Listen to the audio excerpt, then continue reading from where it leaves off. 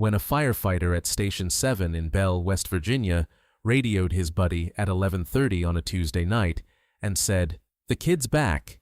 The buddy, a man named Coulter Eves, who wasn't a firefighter but who'd been riding with firefighters for 15 years because his brother was the lieutenant, drove to the station in 12 minutes. He walked in through the bay door and saw what he'd been told about but hadn't believed. A boy, maybe 11, curled up on the bench in the day room behind the engine bay, shoes off, coat folded under his head, sleeping like he'd done this before. Because he had. The firefighters said the boy had been showing up 2 or 3 nights a week since October. He came in through the side door, the one that didn't lock because the latch was broken and nobody had fixed it, sometime between 10 and 11 p.m. He took off his shoes, folded his coat into a pillow, lay down on the bench, and slept. He was gone by 5:30 a.m. before the shift change. He never touched anything, never opened the fridge, never turned on the TV. He just slept and left. And when firefighter Russ Barnett found him the first time and said, "Hey buddy, what are you doing here?" the boy said, "I sleep here because you don't ask questions. Everywhere else asks questions. The shelter asks questions. The school asks questions. The hospital asks questions. You just let me sleep."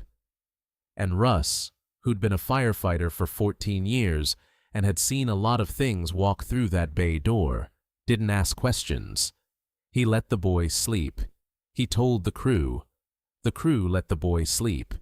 And for 6 weeks, 3 nights a week, a child slept on a bench in a fire station in Belle, West Virginia, because every other institution in his life had made help conditional on answers he couldn't give.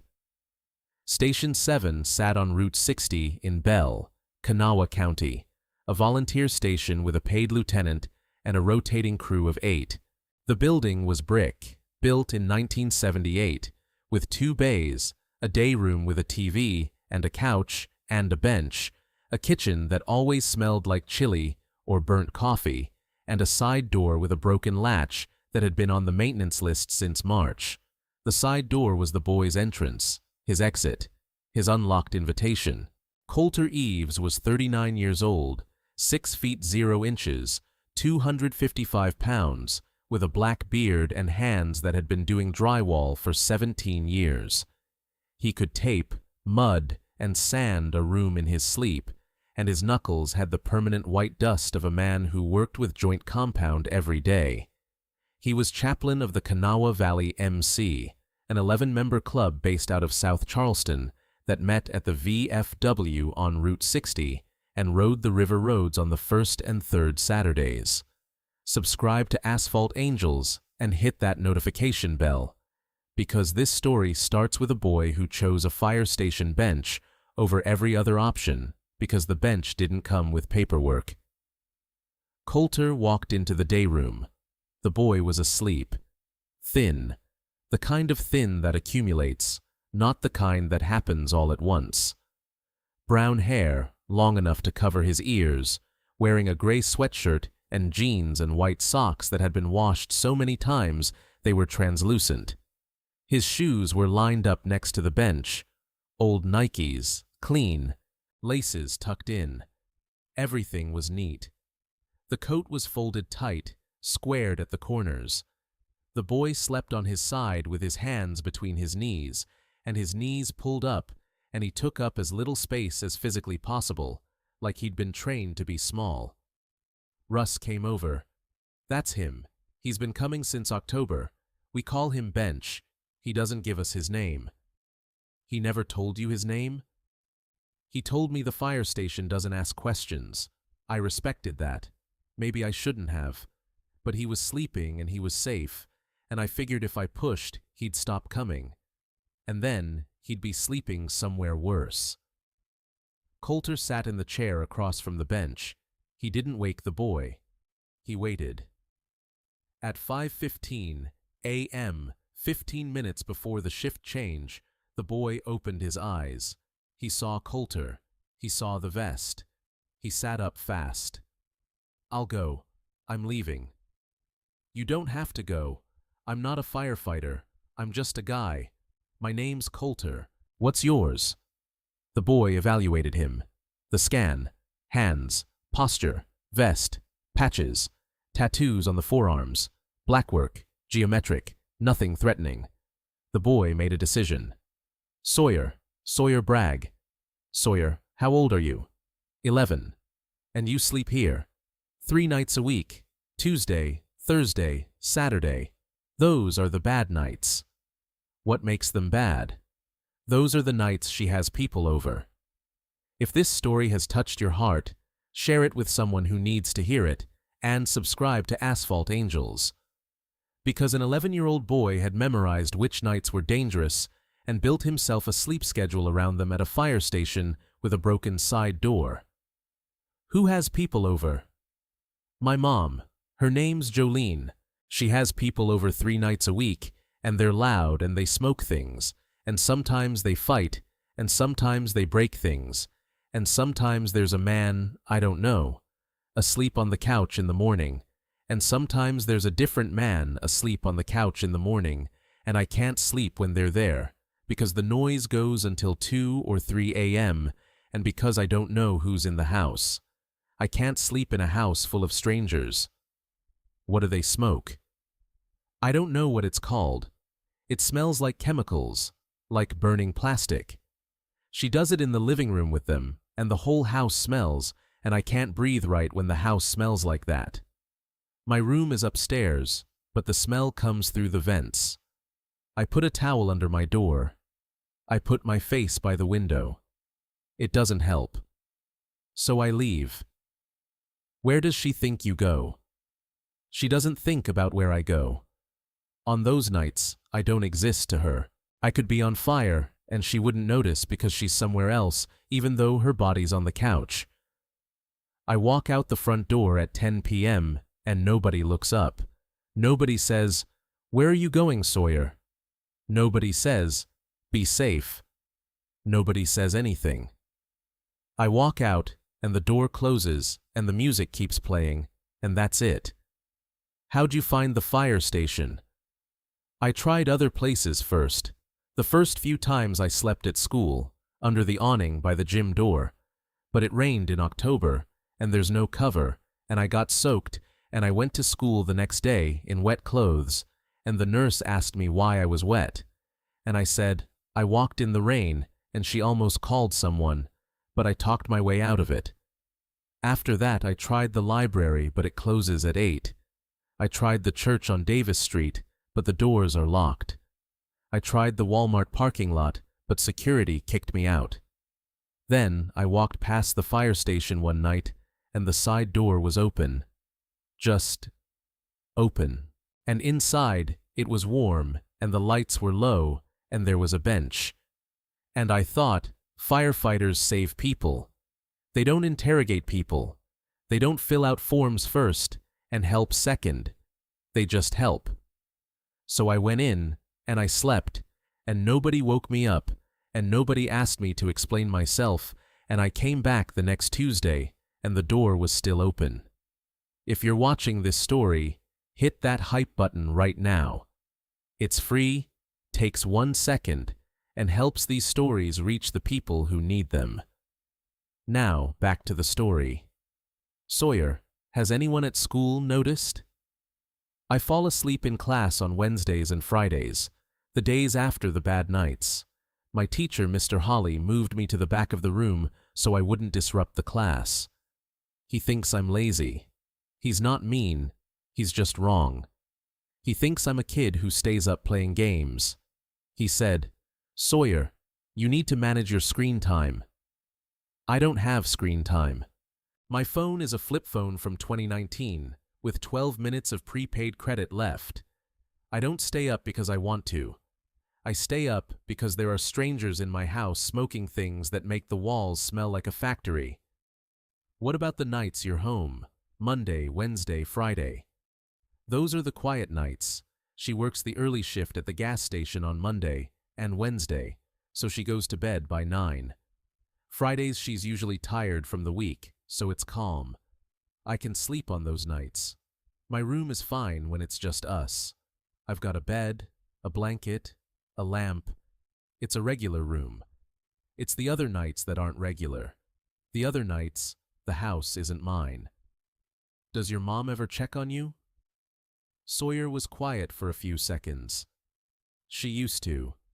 When I was little, like 7 or 8, before the smoking started, she'd come to my room at night and check on me. She'd put her hand on my forehead like I was sick, even when I wasn't, just to feel my temperature. I loved that. The hand on the forehead. It meant she knew I was there. She hasn't done that in 2 years. Now when she looks at me, she looks through me, like I'm a window, and she's looking at whatever's on the other side. I'm not what she's looking for anymore. Coulter took out his phone. Sawyer, I need to make some calls. If you call CPS, they'll take me somewhere, a shelter or a foster home. And then there'll be questions. There are always questions. What does your mom do? Who comes to the house? What do they smoke? How often? For how long? And I have to answer every single one, and the answers make my mom look like what she is. And I love her. I love her when she's not on the couch.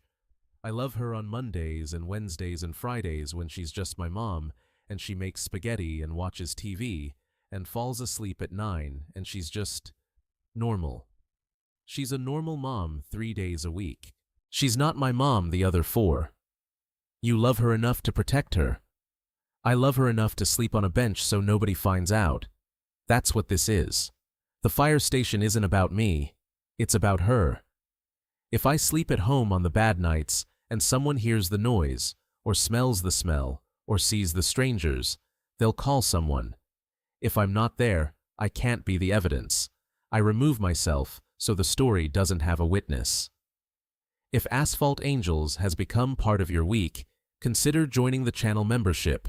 Just a couple bucks a month keeps these stories coming. Links below. Now, back to the ending.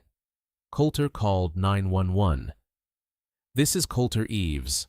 I'm at Fire Station 7 on Route 60 in Belle.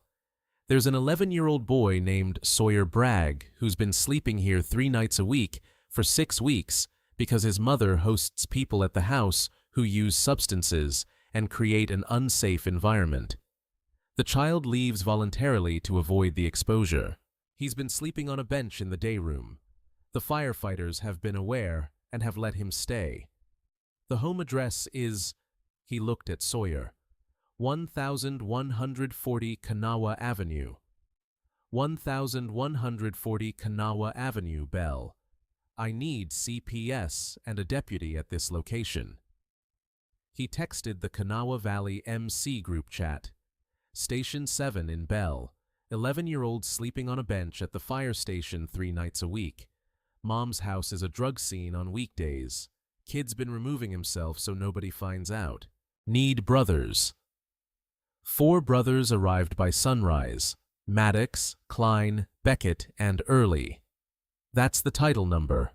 4 bikers at a fire station before the morning light hit the bay doors. Maddox was a mechanic who brought a bag of breakfast sandwiches from the gas station. Klein was a trucker who was already awake because his schedule ran 4 a.m. to 4 p.m. Beckett was a welder who came straight from a job. Early was a plumber who got his road name because he was always the first one to show up to everything. They set up in the day room. Breakfast sandwiches on the table.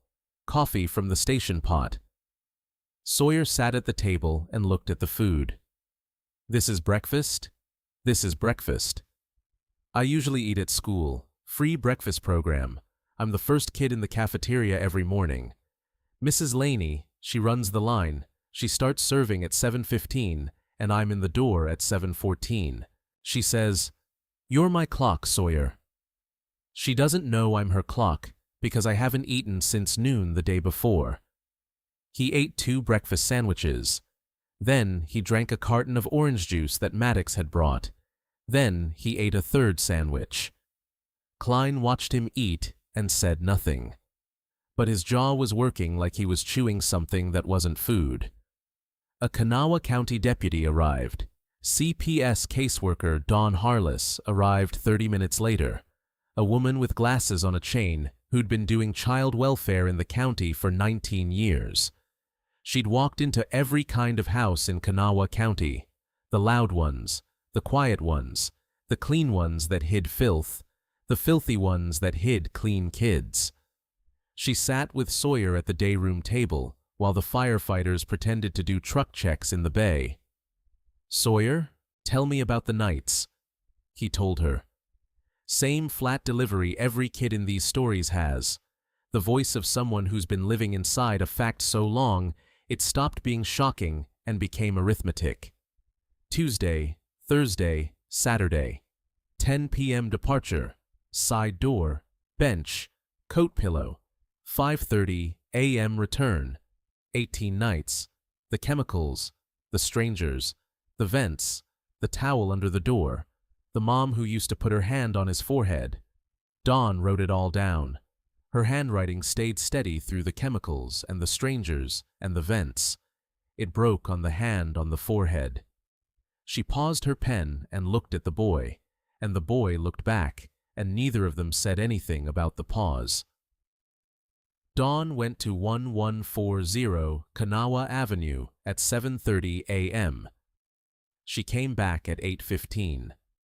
The mother is home, passed out on the couch. There are two other individuals in the house, both asleep, one on the floor and one in a chair. The living room has drug paraphernalia in plain sight. The house smells like chemical smoke, consistent with methamphetamine use. The child's bedroom is upstairs, door closed, towel wedged under the door. The window is open 6 inches. His bed is made. His room is the cleanest room in the house. The kitchen has food, not much, but enough. The house below his room is a drug house. The house above is a child's room. 2 different houses stacked on top of each other. Jolene Bragg, 33, was arrested for child endangerment, maintaining a drug-involved premises, and possession. The 2 individuals in the house were also arrested. Jolene, when she was lucid enough to understand what was happening, asked one question. "Where's Sawyer?" "He's at the fire station." "Why is he at the fire station?" "Because he's been sleeping there 3 nights a week for 6 weeks, ma'am. He's been sleeping on a bench because your house wasn't safe." Jolene closed her eyes. "I didn't know he was leaving." "He walked out the front door at 10 p.m., 3 nights a week, for 6 weeks, and nobody in your house looked up." Jolene didn't have an answer for that, because there wasn't one. Her son had been walking out the front door into the dark for 18 nights, and the house full of people never once noticed a child was missing from it. Sawyer was placed with his uncle, Derek Bragg, 36, Jolene's brother, an auto body painter in South Charleston, who lived alone in a 2-bedroom house with a dog named Cash and a kitchen that smelled like Febreze instead of chemicals. Derek drove to the fire station in 20 minutes. He walked into the day room and saw Sawyer at the table with the 4 bikers and the breakfast sandwich wrappers and the orange juice carton, and he said, "Come on, Saw, let's go home." "Your home?" "Our home. Starting now." Sawyer stood up. He looked at the bench where he'd slept 18 times, where he'd folded his coat into a square and lined up his shoes and taken up as little space as possible. He looked at it the way you look at something that saved you and you're grateful, but you never want to see it again. "Can I say something to Russ?" "Say what you need to say." Sawyer walked to Russ Barnett, who was standing by the engine bay. Russ, 38, 6 years as a volunteer, big arms, soft voice, looked down at the boy. "Russ, thank you for not asking." "I should have asked sooner." "No, if you'd asked, I would have stopped coming. And then I would have slept at the Walmart parking lot, and security would have called the cops, and it would have been worse and faster, and I wasn't ready. The bench gave me time. You gave me time. I needed 6 weeks to be ready, and you gave me 6 weeks. That's not a failure. That's what firefighters do. They hold the line until someone else can take over. Russ put his hand on Sawyer's shoulder. The boy didn't flinch. He leaned into it, just slightly, just enough. The way a kid leans when a hand on a shoulder is a language he hasn't heard in a while. The Kanawha Valley MC started a program called Open Door, named for the side door at Station 7 that never locked, the broken latch that became a child's entrance to safety. The program partnered with fire stations and community centers across Kanawha County to create designated safe sleep spaces for children in crisis. No questions for the first night, mandatory reporting by the second visit, warm blankets, and breakfast available. The card read, "A child who shows up at your door at midnight isn't looking for trouble. They're looking for a bench. Let them in." 6 months later, Sawyer was in 6th grade. He was living with Derek and sleeping 8 hours a night in a bed that was his. Not a bench, not an awning, not a parking lot. Derek cooked dinner most nights. He wasn't great at it. A lot of chicken tenders and boxed mac and cheese. But the kitchen smelled like food, and only food, and the vents pushed warm air and nothing else. Sawyer still woke up at 10 p.m. sometimes, his body clock, the departure time. He'd lie in bed, and his legs would want to swing off, and his hands would want to reach for his shoes, and his brain would say, "It's Tuesday, it's time."